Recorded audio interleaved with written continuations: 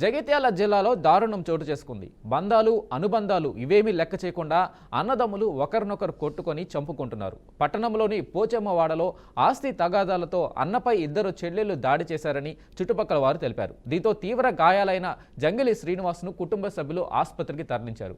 చికిత్స పొందుతూ అతను మృతి చెందాడని వారు తెలిపారు. శారదా వరలక్ష్మి కర్రలతో దాడి చేశారని మృతుని బంధువులు పోలీస్ స్టేషన్లో ఫిర్యాదు చేశారు. నిందితులిద్దరూ స్టేషన్లో లొంగిపోయారు.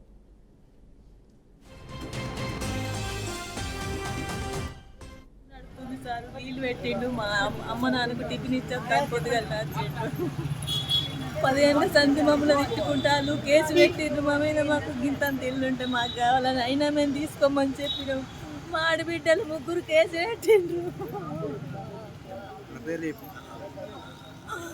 పెద్దదాని పేరు వరలక్ష్మి, నడిపి దాని పేరు సత్యవతి, చిన్నదాని పేరు శారదా. మేము వేరే కాడ గిరాయికుంటాము.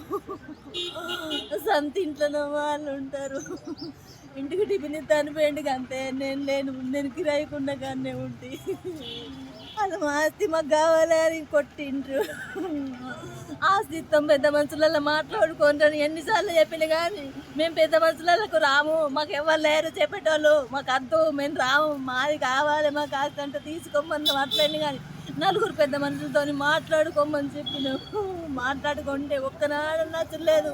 మన్ను పోసుడు ముసలు